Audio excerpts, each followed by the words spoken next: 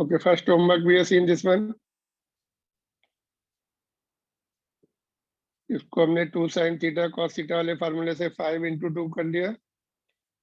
I mean वो लगाना है फार्मूला, तो 2 हमने 2 से मल्टीप्लाई करें इसको। This is equal to 2 sin theta cos theta which will be equal to sin 2 theta.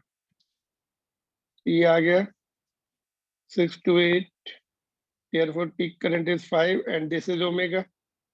After solving it, 2 pi f will become 628, f will be 100 hertz. So how to solve this third part? ये वाला plus है बीच में,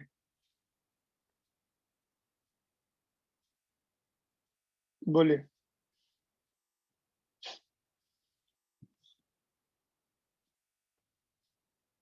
Anybody?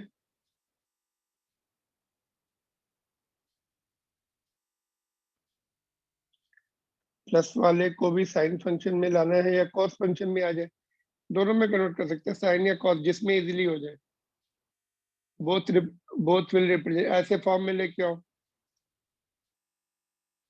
तो plus वाले को क्या करें, इसके दो मेथड है। ये जो कोफिशिएंट होते हैं इनको स्क्वायर करके ऐड करो, रूट लो और उससे डिवाइड कर दो, तो then we can have the sine theta sine A cos B plus cos A sine B के फॉर्म में कन्वर्ट हो जाता है। Otherwise vector, take the help of vector law. Sine function and cosine functions are 90 degree out of phase. तो ये sign के साथ 10 है, तो इसको 10 का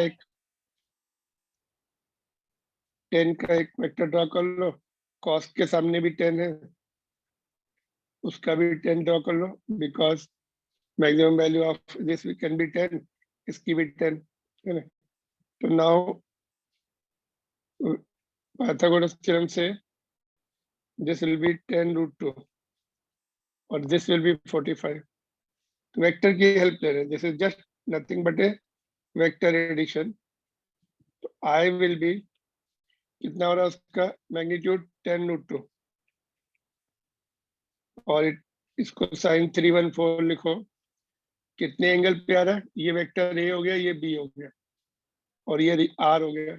कितना हो गया उसका 10 रूट 2 साइन ओमेगा टी।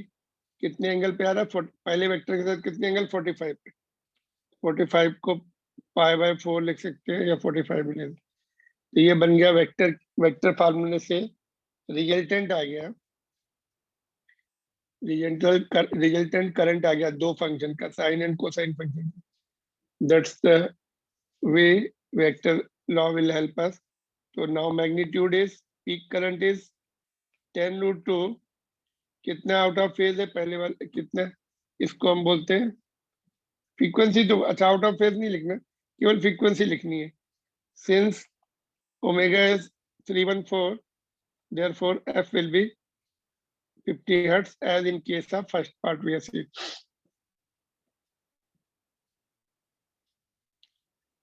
इसका फेज डिफरेंस भी लिखना पड़ सकता है। Resultant current is out of phase by 45 degree. कितने एंगल पे है, कितना मतलब उनके बीच फेज डिफरेंस है। जैसे हमने देखा था फेज डिफरेंस, कहीं पढ़ा है हम लोगों ने। Have you heard the word phase difference? Can you just explain the example of phase difference? बोलिए। फेज डिफरेंस के बारे में अभी हम पढ़ने वाले भी हैं। क्या होता है फेज डिफरेंस, कौन से चैप्टर में पढ़ा था पहले?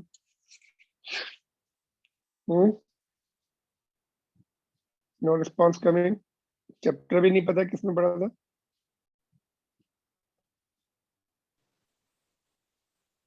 This is done. ठीक है, जब इस तरह से प्लस माइनस है तो साइन फंक्शन की पीक वैल्यू ले लो, कॉस फंक्शन की पीक वैल्यू ले लो, उसका रिजल्टेंट आ जाएगा। That will be the resultant of this current which is represented by two function. And जो रिजल्टेंट है कितना एंगल बना रहा है, that will B phase difference between resultant and first function.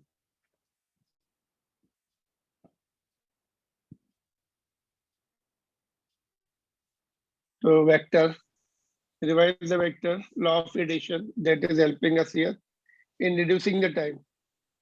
Otherwise, this form can be converted into whatever I told you. ये a है, ये b है, रूट ए स्क्वायर प्लस बी स्क्वायर से डिवाइड कर दो यहाँ पे, और इसको क्या करते, इसको लिख सकते हैं साइन ए कॉस बी वाला formula, sign A plus B बन जाएगा वो। बी जो है ए विल बी 3140 और B will be pi by 4, in this case pi by 4 आ जाएगा, बिकॉज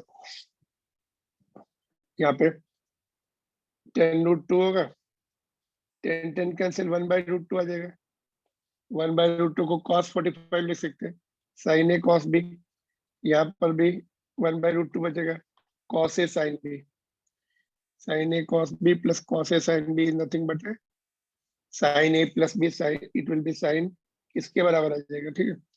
तो that is the other way of changing that plus function of sine और cosine into purely sine function और purely cosine function, ठीक है। And this is the easier method vector laws से। Moving further, ऐसे question SHM में किए हम लोगों ने, you know similar questions have been done in chapter called simple harmonic motion. Here who is doing simple harmonic motion? Current and voltage both going to the one side maximum value, becoming 0 and then going to other side maximum value.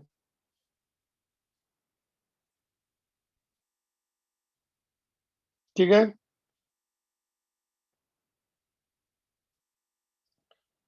this already we have done.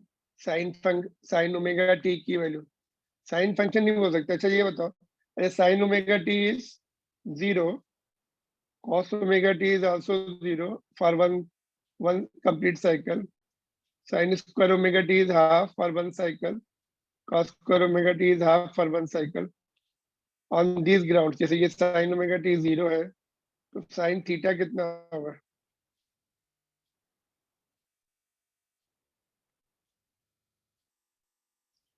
तो theta, suppose theta अगर 30 degree, theta अगर 0 है, ये 90 है, तो उसकी fix value हो जाएगी, थीटा 90 है, इट विल बी 1, और थीटा अगर वेरिएबल है, ओमेगा टी है, then it will be 0।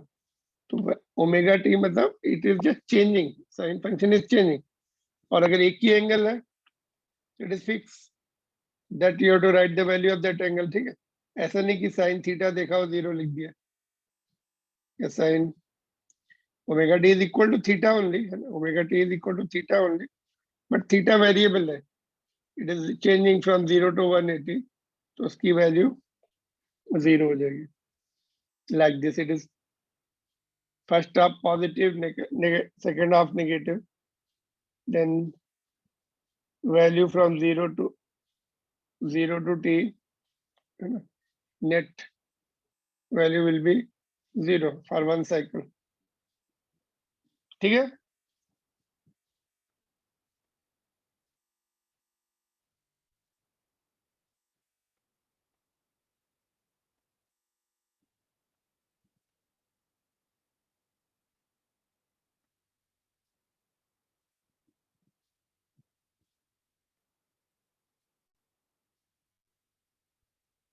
Average value calculate कर ली थी हमने, because this is changing nature of current with respect to time. Average value for half cycle was calculated by this formula, is 0.63 times of peak current, and for full cycle it was 0.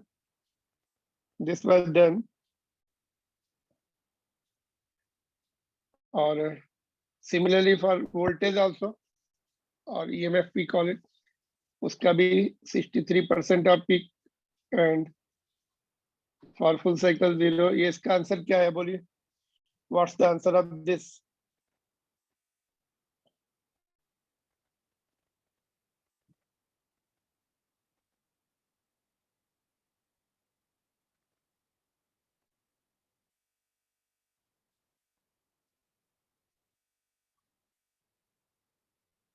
बोलिए क्या answer है इसका, simple question है। Peak current, peak voltage कितना दिख रहा, 314, that will B Vm. तो 2 by pi times of 314 ये हो जाएगा 200. हाफ साइकिल के लिए. तो 314 divide by pi will be 100. तो 200 राउंड फिगर में आएगा if we write 2 by pi. अगर वो वाला फॉर्मूला लिखेंगे 0.63 तो कैलकुलेशन भी लेंदी होगा, उससे कुछ 1.99 पॉइंट समथिंग, 199 पॉइंट समथिंग ये एक्चुअल है. 0.63 इज क्लोज टू दिस. ये वैल्यू किसकी है, 2 by pi की. If you see 314, तो better we put 2 by pi. Clear? This is the short question for of board examination. So 200 volt is the right answer. Note down.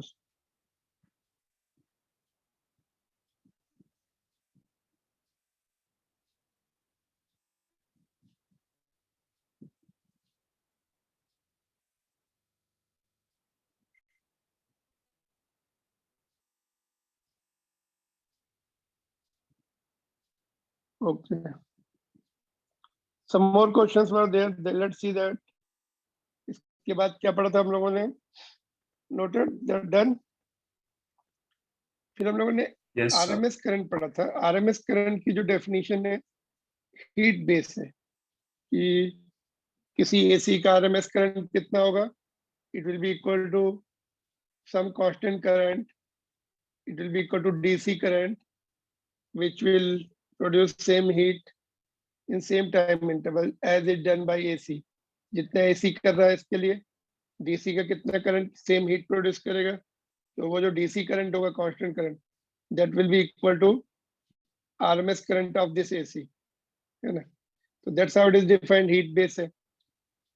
और पहले वाला definition किससे था, एवरेज करंट जो है charge base होता है, charge crossing Q by T है ना. चार्ज कितना क्रॉस हो गया किसी क्रॉस सेक्शन से कंडक्टर के, और this is based on the heat.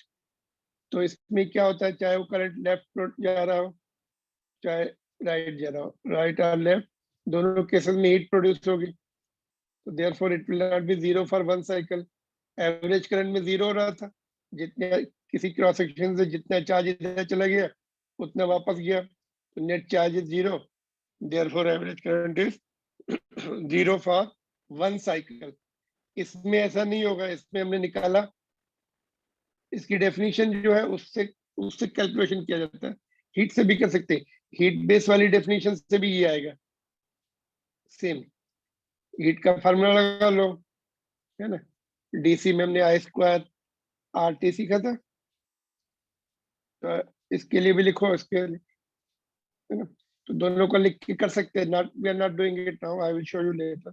But this is mathematical जो डेफिनेशन है, RMS रूट मीन स्क्वायर. तो स्क्वायर किया, टाइम से डिवाइड, मल्टीप्लाई करके टाइम से डिवाइड किया तो मीन हो गया कितना है, 0 से लेकर T तक. फिर उसका अंडर रूट लिया. Therefore it is called root mean square. Square भी है, मीन भी है, रूट भी है. Other names are effective current, because effectively कितनी हीट प्रोड्यूस कर रहा है, that is what is effective current. और sometimes also termed as virtual current.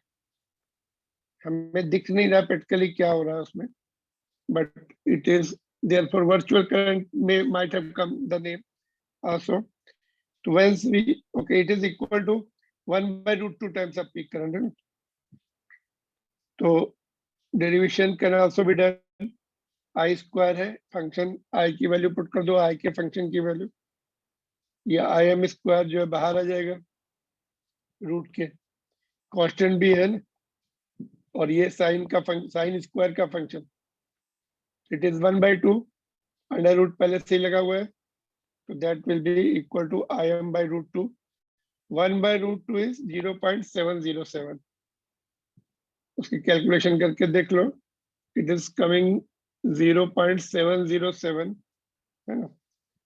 और अगर हमें RMS करंट दिया हुआ है तो इधर रूट 2 को इधर भेज के पीक वैल्यू ऑफ करंट निकाल सकते हैं. डिवाइड मत करो, ये मत भेजो, रूट 2 को इधर भेजो, ठीक है. तो RMS maximum current is, that is peak current is root 2 times of RMS current. जितना RMS करंट होगा सप्लाई जितनी भी होगी RMS करंट फ्लोइंग, दैट उसको रूट 2 टाइम से मल्टीप्लाई कर दो तो पीक करंट आता है। और अगर पीक करंट पता है उसको रूट टू से डिवाइड कर दो, विच इज इक्वल टू 0.707, तो पीक करंट को 0.707 से मल्टीप्लाई करो तो हमें RMS करंट मिल जाता है। कौन सा छोटा है, which one is smaller, which one is bigger? Of course peak current is bigger. RMS current is roughly 70% of 70.7% of peak current. RMS current जो है close to 71% बोल सकते हैं, 70.7। ठीक है, same results are valid for voltage also.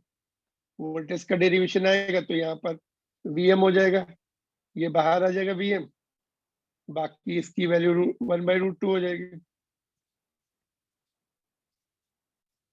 Clear? This is okay?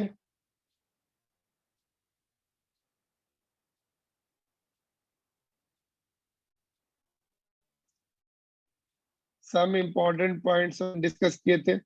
Indian supply 220 volt है, which is nothing but a RMS value, उसको root 2 से मल्टीप्लाई कर दो, it become 311, peak value goes up to here. और AC voltmeter and AC ammeter will always indicate the RMS value. ठीक है,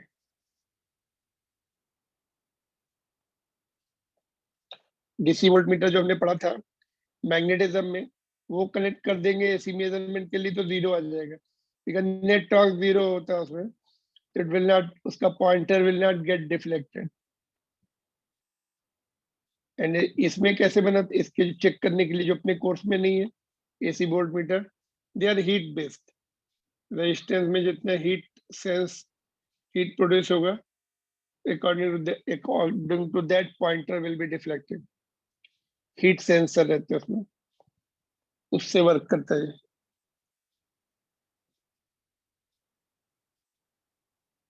इसका answer आ गया था।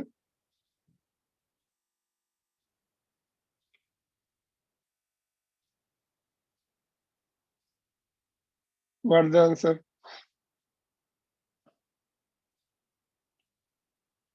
Peak voltage of supply this much, what is RMS voltage? IRMS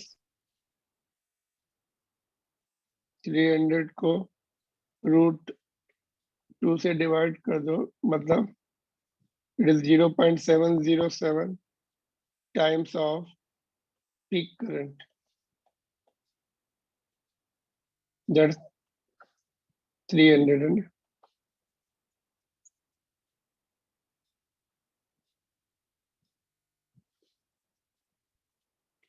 23 हो जाएगा। नहीं सही है, वोल्ट 212 वोल्ट आ रहा है। और RMS value of current 10, what's the peak current? ये पहला पार्ट हो गया, पीक करंट। तो IM is 1/√2 times of IRMS. IRMS is √2 times of peak current. √2 is 1.414 into 10, that's 14.14 ampere. Clear? The direct questions are, you should remember the formula and do it. Okay, ठीक है, no problem. Next हो गया था, एक minute, note down.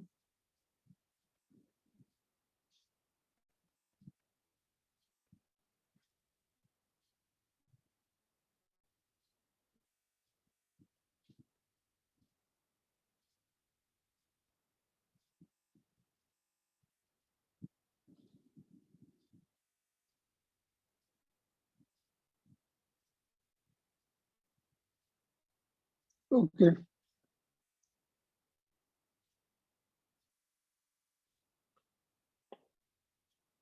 this is √2.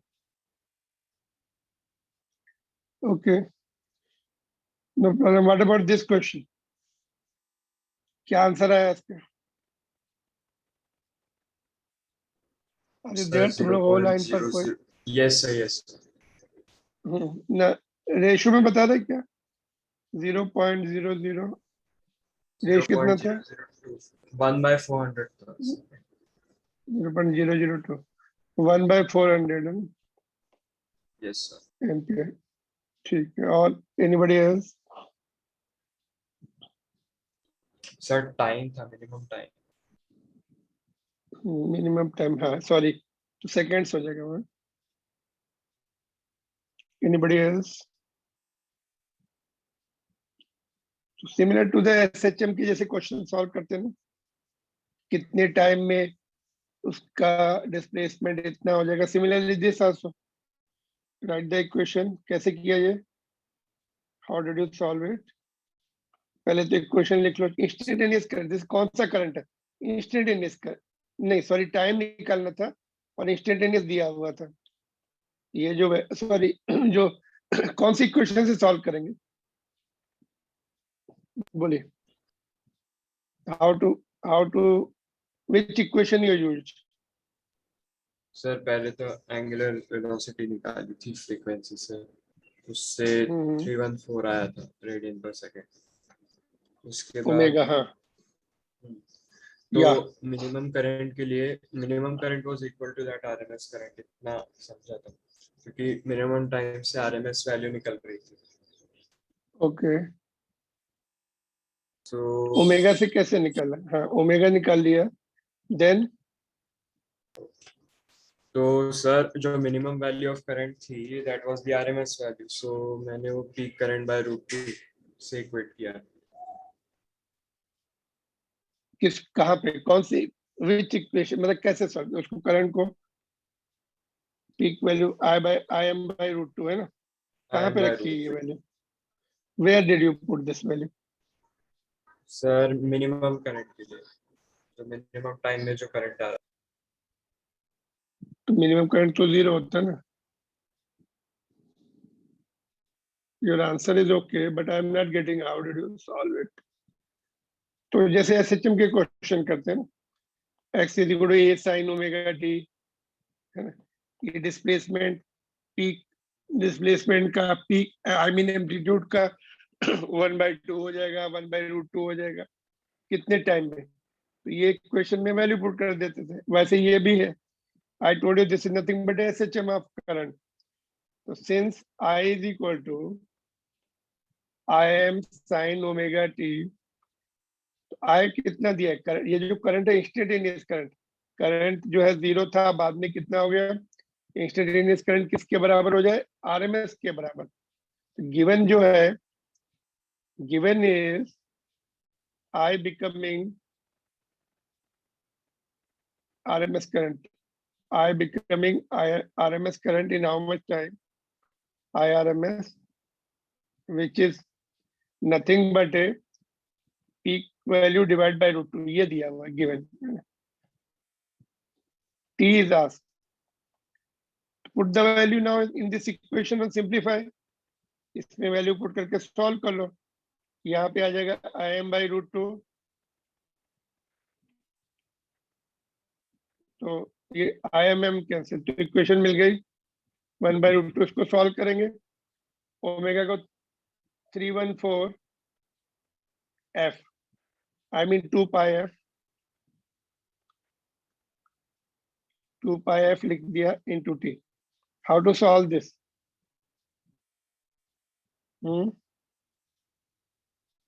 How to solve this equation?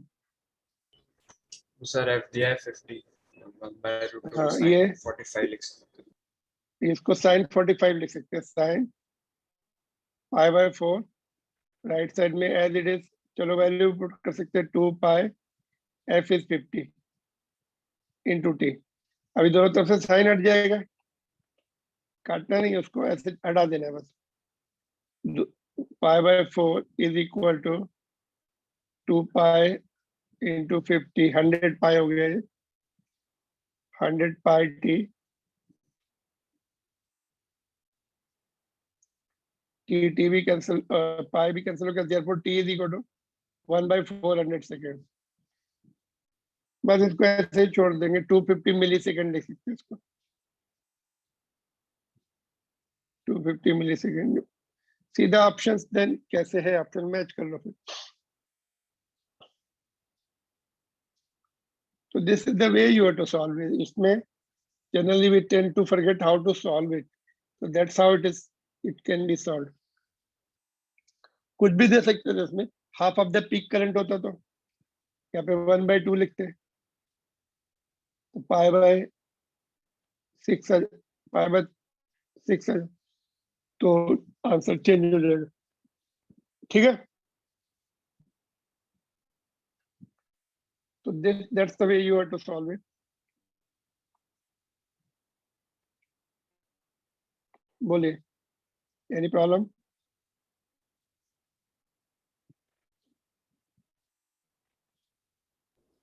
No sir. Just note down and see further क्या है।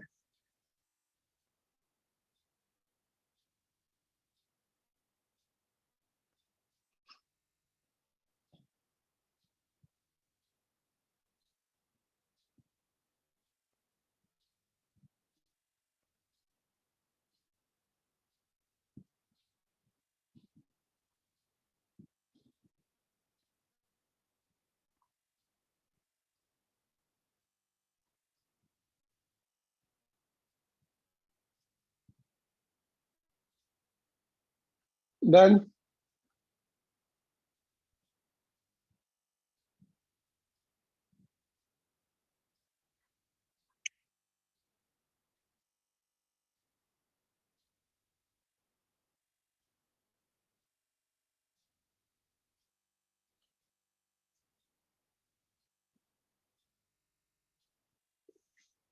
Phasor diagram is nothing but a, okay, जैसे हम लोग डिस्कस कर रहे थे अभी, फेज डिफरेंस।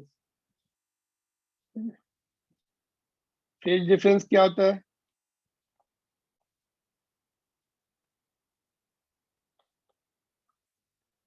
फेज डिफरेंस, जैसे हमने एग्जांपल दिया, दो पेंडुलम ले लो, पढ़ा है एसएचएम में, एक बड़ा एक छोटा, ऐसे दोनों को ऑसिलेट करो, तो ये if you leave it from one side तो आगे पीछे ऑसिलेट करते हैं, है ना। इनका इनिशियली वी से फेज डिफरेंस इज 0, दोनों एक साइड एक एंड पे है, टी इज इक्वल टू 0 पे एक साथ है।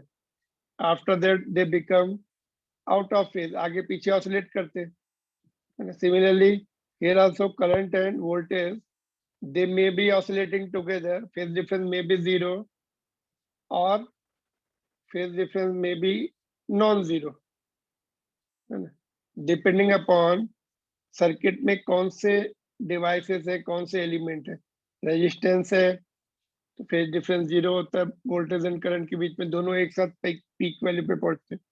इंडक्टर है तो there is some phase difference between current and voltage, both are not reaching to the peak value together. And similarly capacitor लगा देंगे, then also there is some phase difference between current and voltage, one will reach to the peak value together, I mean first, then other will be reaching the peak value, आगे पीछे चलते एक साथ peak value पे नहीं, तो उनको हम फेजर डायग्राम से रिप्रेजेंट करते हैं। Arrow, even if there voltage and currents are not vector quantity, तो उनको फेजर बोलते हैं।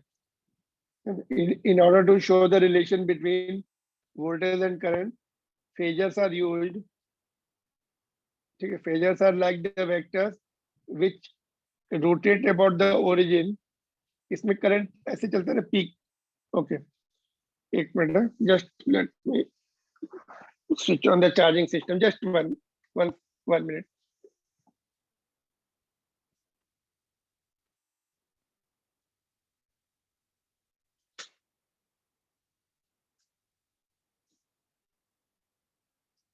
ओके, तो इसमें एसी में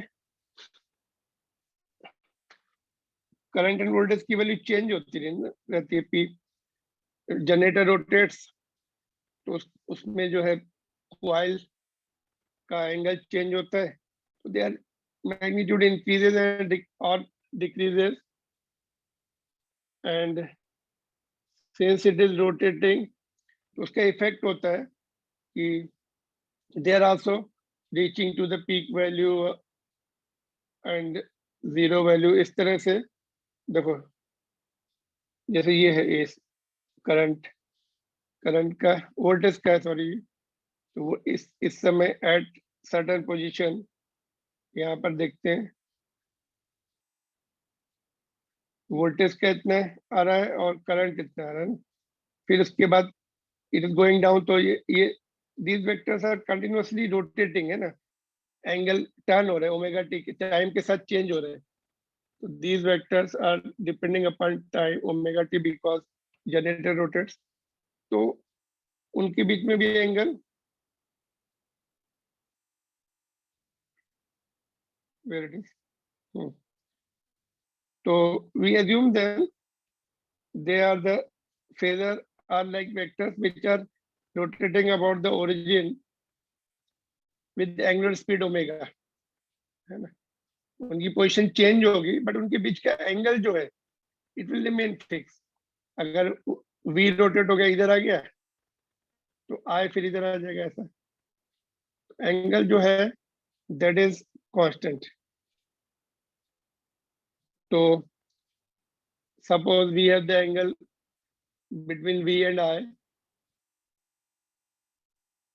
90 degree, so we say phase difference is 90। यहाँ पे phase difference कितना है, we call it phase difference। Diagram में, in the diagram,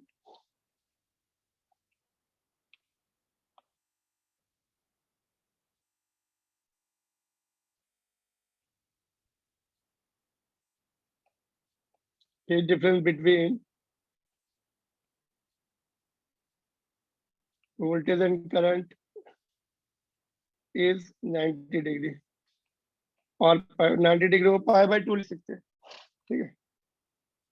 यहाँ पे एंटी रोटेशन का इफेक्ट बस यही है कि एंटी क्लॉकवाइज है, ये पहले भी पीक वैल्यू पे पहुंच गया, बाद में जब आई यहाँ पहुंचेगा तो ये इधर आ जाएगा, voltage will come this side. तो एंटी क्लॉकवाइज का इफेक्ट ये है कि हमें हु इज फर्स्ट, तो it is voltage is leading, ये it is 90 degree ahead, voltage 90 degree ahead, voltage V 90 degree ahead of, phase difference तो 90 है, कौन लीडिंग कर रहा है, वोल्टेज लीडिंग।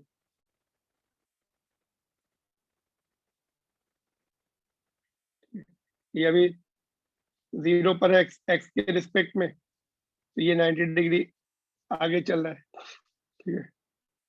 जैसे पेंडुलम में सपोज एक पेंडुलम यहाँ पे एक्सट्रीम पॉइंट से फेज डिफरेंस काउंट कर रहा है, दूसरा भी ऑसिलेट कर रहा है, 90 डिग्री आगे चल रहा है। डायग्राम में जब हम देखेंगे तो वोल्टेज जो होगा ऐसे होगा। अभी जब इसका डायग्राम बने साइन फंक्शन देखो ऐसे रहता है, ऐसा समझ लो। अगर वोल्टेज जो है 90 डिग्री आगे चल रहा है, मतलब cos t is equal to 0 पर, यहाँ पर हम y एक्सिस ले रहे हैं, वोल्टेज का फंक्शन ऐसे आएगा, कोसाइन से t इज इक्वल टू 0 पर पीक वैल्यू पर है, और साइन 0 है यहाँ पर x एक्सिस के साथ है, साइन का फंक्शन है। तो ये cos function and current sine function, when t is 0 voltage is, cos का फंक्शन मैक्सिमम होता है, voltage might have been represented by cos function which is maximum, और sin का in this case will be 0। तो I mean current का sin function हो सकता है sin omega t, this can be cos omega t। तो variable ये rotation इसलिए कंटिन्यूसली चेंजिंग है। अभी जब ये 0 आ गया और जब ये इधर आ जाएगा साइन ऊपर चला जाएगा, मैक्सिमम हो जाएगा। That is what is the meaning, because they are continuously changing and representing the voltage and current which are not vector, तो उनको फेजर बोलते हैं। क्लियर? तो आगे ये समझ में आएगा हमें। Only thing we should know sine and cosine function आपस में 90 डिग्री आउट ऑफ फेज होते हैं, है ना? या फिर रिमेंबर द रिजल्टेंट का फार्मूला जैसे बोलते हैं ना, जो रिजल्टेंट इक्वेशन वेक्टर की थी, उसमें दोनों वेक्टर्स के बीच में जो एंगल होता है A and B, angle between them, यहाँ पे फाई से रिप्रेजेंट करते हैं। One vector will be current here, one vector will be voltage. तो दोनों हो सकता है 90 डिग्री के अलावा भी कुछ एंगल पे आगे पीछे oscillate, they may have the other angle also other than 90। Clear? तो बोलो इसमें फेजर में कुछ डाउट है आपको? मतलब they are like vectors only, और उनके बीच का जो एंगल होता है, they are, it is the phase difference. It can be 90 also, it can be any other angle 181, I mean 0 से लेकर 180 तक। they are nothing but as good as vector only। phasors are equivalent to vector and they can change its position, पर उनके बीच का जो angle है वो फिक्स रहेगा। अगर ये 90 डिग्री इधर चला गया तो I can be this side, ठीक है? बिकॉज ऑसिलेट कर रहे हैं, current and voltage are going to peak value, coming to zero and so on.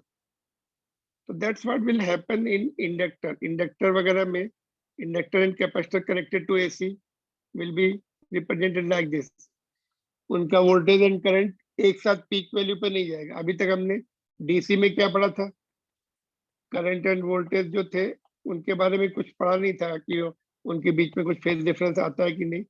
नहीं, उनके बीच में एक साथ पीक वैल्यू पे, अगर वोल्टेज की इक्वेशन नहीं है तो करंट की इक्वेशन भी ऐसे ही कुछ होगी। एक both will be reaching to the peak value together. अगर ये वोल्टेज है, ये करंट है, in case of resistance, if you connect to the AC supply और डीसी सप्लाई, डीसी पढ़ा था हमने, और यहाँ भी एसी में रेजिस्टेंस कनेक्ट कर दो। Suppose you connect the carbon resistance in AC, तो उसमें वोल्टेज एंड करंट एक साथ पीक वैल्यू पे पहुंच जाते हैं। ये वोल्टेज की इक्वेशन, ये करंट की इक्वेशन, करंट का फंक्शन है, नीचे भी नेगेटिव पीक पर भी एक साथ पहुंचेंगे। तो नो फेज डिफरेंस, मतलब both are together oscillating. Where जब इंडक्टर लगा देते तो उसमें आगे पीछे चलता है। अगर वोल्टेज ऐसे है तो करंट पीछे है, ऐसे वोल्टेज ऑलरेडी पीक पर है, t = 0 पे करंट नीचे है। या फिर ऐसे हो सकता है, कैपेसिटर में वोल्टेज ये है, करंट पीक वैल्यू पे है। नहीं, करंट को ऐसे ही दिखाएंगे 0 से, वोल्टेज पीछे चलेगा, वोल्टेज का नेगेटिव में, तो लाइक दिस। तो इन case of inductor and capacitor, they will have phase difference between current and voltage when connected to AC। एक साथ पीक वैल्यू पे नहीं पहुंचते, अनलाइक रेजिस्टेंस। तो that is what is therefore हमने फेजर डायग्राम की बात की, क्योंकि उसमें voltage and current are out of phase, they are not reaching to the peak value together, ठीक है? तो कितना आउट ऑफ फेज है इंडक्टर को जब हम एसी में, अभी now we are doing the topic, इसका definition nobody will ask you, but you should know phasor means, phase difference means एक साथ पीक वैल्यू पे पहुंचने की नहीं, that is what is the meaning phase difference, क्या कितना आगे पीछे चल रहे हैं आपस में। तो देखो, now we are connecting the ideal inductor to AC. Suppose कोई तुमने क्वाइल ले लिया, क्वाइल एक कॉपर वायर ले लो, चलो यहाँ पर ऐसे कॉपर वायर ले लो और उसको तुमने एसी में कनेक्ट कर दो, क्या होगा? इमीडिएटली बर्न हो जाएगी, शॉर्ट सर्किट हो गया। बट सेम कॉपर वायर को क्या करो, ये जो कॉपर वायर है इसका कॉइल बना लो, फिर एसी में कनेक्ट करो, तो it will not burn, it is not equivalent to short circuit। same wire, suppose you take 10 meters of wire of copper, उसका एक एंड एक तरफ से उसमें डाल लो जो अपना प्लग होता है, वो अपना 3 पिन सॉकेट होता है, दूसरा एंड डालो, immediately it will catch fire, immediately it will B short circuited, burn हो जाएगी और कहीं ना कहीं से मेल्ट होके ब्रेक हो जाएगी, अदरवाइज फ्यूज उड़ जाएगा घर का, है ना, और it can be very dangerous. But same copper wire 10 meter का, make the coil, insulated copper wire आती है जो दिखते हैं ना, वो इलेक्ट्रिशियंस की दुकान पे रहते हैं, वो ऐसे रोल बने हुए होते हैं, वो इंसुलेटेड रहते हैं, तो फाइन इंसुलेशन होता है, बिल्कुल पेंटेड रहते हैं वो थोड़े, तो हमें दिखता नहीं उसका insulation, but they are insulated, तो ऐसे इस तरह से करंट सर्कुलेट होता है। तो that is nothing but inductor. Inductor की प्रॉपर्टी पता है आपको, it offers the opposition to the change of current. AC तो करंट चेंज होता रहता है कंटिन्यूअसली, तो there will be self inductance phenomena continuous, तो because of that it will offer resistance to the AC. So therefore, that coil shaped coil, that same wire converted into coil, converted into solenoid, we can call it, will not be equivalent to short circuit. उसका significant resistance हो जाता है, significant resistance बन जाता है, और वो फिर resistance offer करती है, current is, it is not equivalent to short circuit, है ना, तो it can sustain for long time, उसको connect करके रखो, in fact it will be sustaining, it will not be short circuited. Solenoid है, अंदर मैग्नेटिक फील्ड प्रोड्यूस होती है उस कॉइल के अंदर, तुम उस कॉइल के अंदर if you put the iron rod, तो उसमें एडी करंट प्रोड्यूस होता है, ठीक है। This experiment can be done very easily at home, but you should be very careful. You should not deal with that 220 volt because it is risky. जब तक आपको idea नहीं है उसको कुछ नहीं कर सकते ऐसे experiment, but they can be done easily. देखो, what we are going to see now, very important topic, AC applied to the ideal inductor. ये एक ideal inductor है, ideal inductor means इसका resistance 0 है, only self inductance रहेगा significant, तो AC connect कर दो यहाँ पर। तो ये क्वेश्चन इसे ऐसे आता है बोर्ड्स में, prove that current lags voltage by pi by 2, मतलब करंट एंड वोल्टेज के बीच में पाई बाय 2 का फेज डिफरेंस है, तो इस तरह से। तो consider self inductance L, L is the self inductance of the solenoid or coil, applied voltage V is equal to Vm sin omega t, तो इसमें करंट की इक्वेशन हमें डिराइव करनी है, तो हाउ टू डिराइव दिस, बोलो, अगर हमें करंट की इक्वेशन डिराइव करनी है क्या करना चाहिए, बोलो एक, how to get the equation of current if voltage is known, equation of voltage is known, बोले,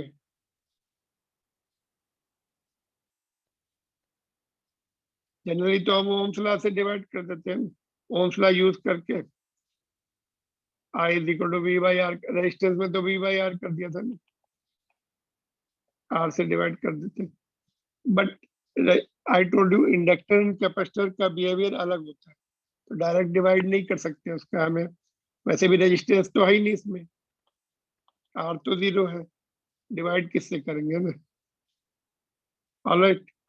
तो इसके लिए हमें कुछ और ही सोचना पड़ेगा, किरचॉफ लॉ लगा सकते हैं ऐसे, ये इसका किरचॉफ सेकंड लॉ लगा सकते हैं, it will have certain voltage, inductor में कौन सा वोल्टेज इंड्यूस होता है,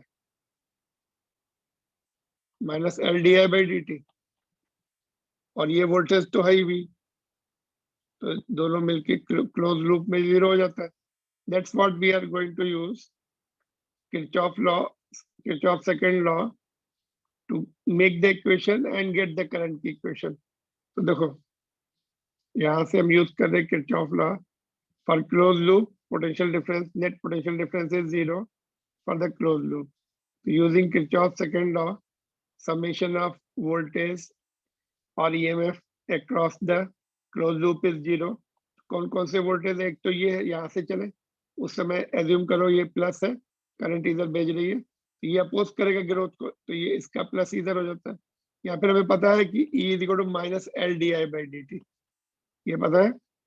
इसका वोल्टेज के इंडक्टर के cross induce EMF minus L D I by D T होता है, तो वो लिख दिया, अपोज करता है इसलिए माइनस यहाँ पे इज इक्वल टू 0। इसको राइट साइड में भेज दो और V की वैल्यू पुट कर दो, ये वाली Vm साइन ओमेगा टी, जैसे करंट की इक्वेशन है तो वोल्टेज की इक्वेशन है साइन ओमेगा टी के फॉर्म में। नाउ ये इक्वेशन मिल गई, डी को एक तरफ बाकी टर्म से एक तरफ कर लिया, ठीक है। तभी इंटीग्रेशन कर दे, करंट इंटीग्रेशन कर देंगे, इधर करंट का फंक्शन मिल जाएगा, दोनों तरफ इंटीग्रेशन कर दो, कांस्टेंट को बाहर निकाल के साइन ओमेगा टी का इंटीग्रेशन, बोलिए, साइन ओमेगा टी का integration minus cos omega, are you there?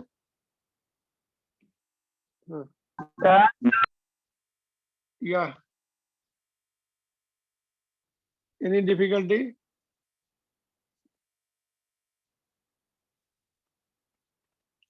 Any difficulty so far? No, sir. No sir. तो हम किरचॉफ लॉ से हमें करंट की इक्वेशन मिल जाती है, मतलब करंट का रिलेशन मिल जाता है, डीआई के फॉर्म में इंटीग्रेशन करके करंट की रिलेशन इक्वेशन मिल जाएगी। यहाँ पे थोड़ा सा आपको मैथ चाहिए इंटीग्रेशन, तो that's you have to do. Sine का माइनस कॉस होता है, कांस्टेंट जो होता है वो भी सेपरेट, वो भी उससे डिवाइड भी करना पड़ता है, इंटीग्रेशन डिफरेंशिएशन में मल्टीप्लाई करना पड़ता है, इसमें डिवाइड करना पड़ता है जो कोएफिशिएंट होता है टी का या एक्स का, और since it is definite integral therefore C will also come. यहाँ पे देखो ये इक्वेशन बन गई अभी, है ना, माइनस को आगे शिफ्ट कर दिया, ये टर्म से एक साथ कर लिए, ये इक्वेशन। तो अभी सी की वैल्यू हमें, सी की वैल्यू निकालनी पड़ेगी, तो देखो इसमें जस्ट बहुत ब्रीफली लिख देते हैं यहाँ पर, सिंस ईएमएफ इज ऑसिलेटिंग, इस तरह से ऑसिलेटिंग हो रहा है ना, तो उसमें कोई कांस्टेंट फंक्शन नहीं होगा, therefore no constant function, therefore C is 0। तो बहुत ब्रीफली ऐसे इतना लिख दिया तो चलेगा। एनसीईआरटी बुक में भी यही 2-3 लाइन में एक्सप्लेन किया, current is oscillating going peak value to the negative value and all, तो therefore it can not have any constant function. Let's see how textbook writes. Integration constant at the dimension of current, है ना, इसका dimension same होगी and it is time independent, है ना, since the source has the EMF which oscillates symmetrically about 0, the current it sustain also oscillates symmetrically about the 0, so that no constant or time independent component of the current exists. Therefore integration constant is 0. तो उसको इतना लंबा लिखने की जरूरत नहीं, EMF oscillates or current oscillates, EMF oscillate, therefore current oscillate. Therefore, no constant. It is not having any constant function. Constant function होगा तो करंट जब 0 है तो ये नॉन 0 दिखाएगा, है ना, तो इसलिए इतना लिख के छोड़ दो उसमें, बस सी डिसाइड हो गया। बट अभी इसको हमें साइन के फॉर्म में लाना है, क्योंकि ईएमएफ की इक्वेशन भी साइन में है, इसको साइन में कन्वर्ट कर सकते, बोलो कॉस ओमेगा टी को क्या लिखे हम, sine 90 minus theta, 90 minus omega T, और ये माइनस को हमें अंदर शिफ्ट करना पड़ेगा, बिकॉज हमें ओमेगा टी से प्लस माइनस चाहिए, कितना एंगल आगे या पीछे, माइनस को अंदर शिफ्ट कर सकते हैं, because sine minus theta is sine theta, है ना, और minus, okay, minus sine theta होता है, sine minus theta is minus sine theta, तो ये माइनस अंदर शिफ्ट किया जा सकता है, बाहर प्लस हो जाएगा, तो ओमेगा माइनस अंदर शिफ्ट हो गया तो ये माइनस हो गया, ये प्लस हो गया, तो ओमेगा टी को पहले लिखा, पाई बाई 2 माइनस हो गया, उसको बाद में लिखा, तो ये इक्वेशन आ गई। देखो इसको सबको हम IM लिख सकते हैं, ठीक है, पीक करंट, इसको कांस्टेंट है, इसको नया नाम दे दिया पीक करंट, बिकॉज करंट की इक्वेशन है, ये कांस्टेंट है, और वैसे भी साइन के फंक्शन में इसको एम्पलीट्यूड बोला जाता है, या कॉस के फंक्शन में एसएचएम में हमने पढ़ा, this is amplitude only, current amplitude I M. तो यहाँ पे देखो माइनस है, तो current lags voltage by pi by 2, minus आ गया तो करंट लैगिंग है, वोल्टेज से पीछे चलेगा, कितना, पाई बाय 2। जब वोल्टेज पीक वैल्यू पे पहुंच गया तो ये 0 होगा, ठीक है। And peak current is nothing but ये constant peak voltage upon omega L, I M is called peak current. तो यहीं पे एंड कर देना। वैसे डेरिवेशन अभी अगर नहीं आ रहा तो no problem, but without this derivation we can not understand this topic. Derivation अगर हम नहीं करेंगे ना, कुछ भी समझ में नहीं आएगा, आगे के टॉपिक समझ में ही नहीं आएंगे क्या है वो। तो we have to know this. Derivation नहीं भी आ रहा है बोर्ड्स पे, no problem, but you have to know because further topics depend upon these things. इस पे डिपेंड कर रहे हैं ये सबको हमें पता होना चाहिए क्या है, आई एम की वैल्यू क्या है और माइनस का मतलब क्या है। तो derivation ends here, now important points are ahead. यहाँ से हमने 2 पॉइंट हमें यूजफुल होंगे। एक तो करंट की इक्वेशन जो है हमें डिराइव हो गई है, वही करना पड़ता है जनरली, और पीक करंट, ये जो कांस्टेंट है they are representing the peak current, this is of importance. And equation में माइनस पाई बाय 2 है, that's you have to remember. Current lagging, voltage आगे रहता है इसमें। इंडक्टर जब कनेक्ट करते हैं वोल्टेज पहले पीक वैल्यू पे पहुंच जाएगा, करंट उसके कुछ सेकंड्स के बाद में या माइक्रो सेकंड मिली सेकंड के बाद पीक वैल्यू पे पहुंचता।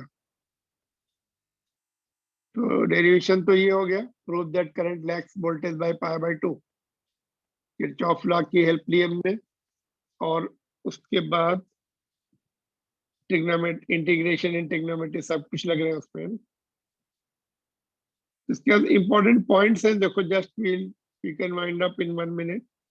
देखो यहाँ पर देखो, ये टॉपिक तो खत्म हो गया, बट ये ध्यान से देखो इक्वेशन, ये इस इक्वेशन से हमें इंडक्टर का रेजिस्टेंस मिल जाएगा, how much it is offering the resistance to the AC. वो आर वाला नहीं है, बट इट इज दूसरा रेजिस्टेंस है जो करंट को अपोज करता है। तो यहाँ से देखो important points, inductive reactance XL, इसका सिंबल है XL, it is the resistance of inductor offered to AC।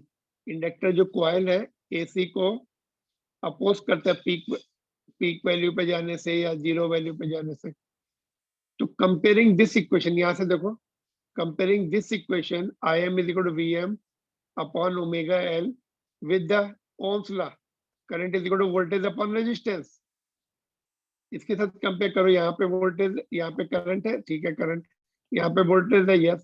तो ये वैल्यू जो है, this value has to be equivalent to resistance. Current की पीक वैल्यू को हमने ओम्स लॉ से इक्वेट किया। तो omega L is the resistance of inductor called inductive reactance XL।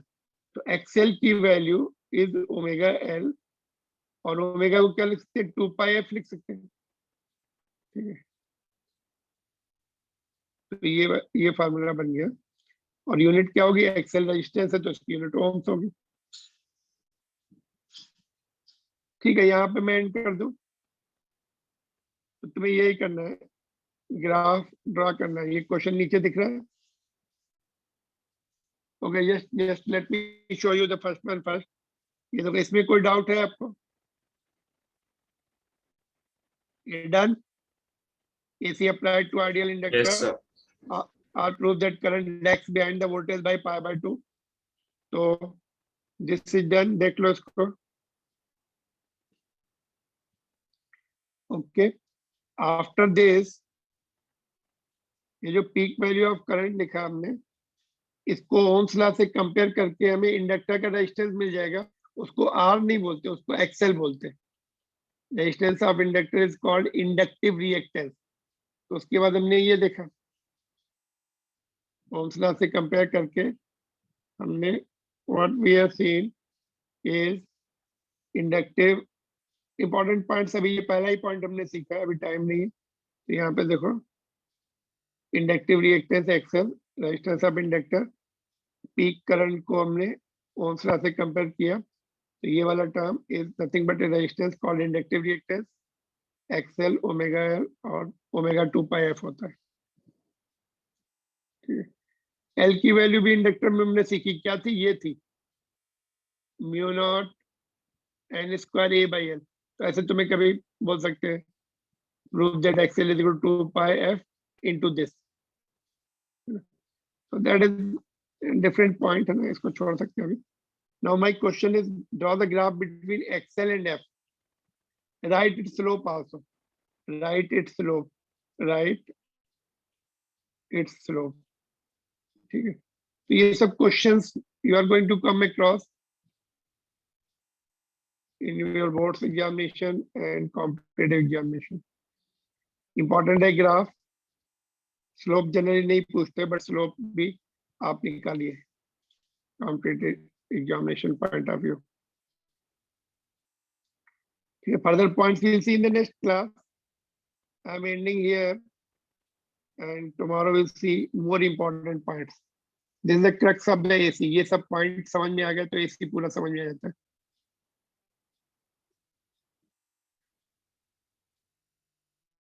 Unit क्या है सेल्फ इंडक्टेंस का? Ohms only, same as good as resistance.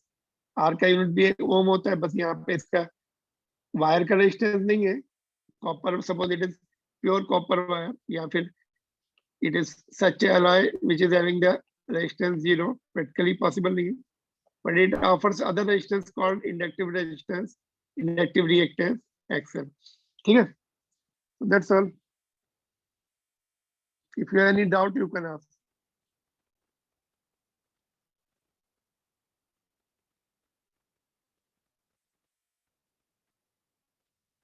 Sir, can you show the previous derivation?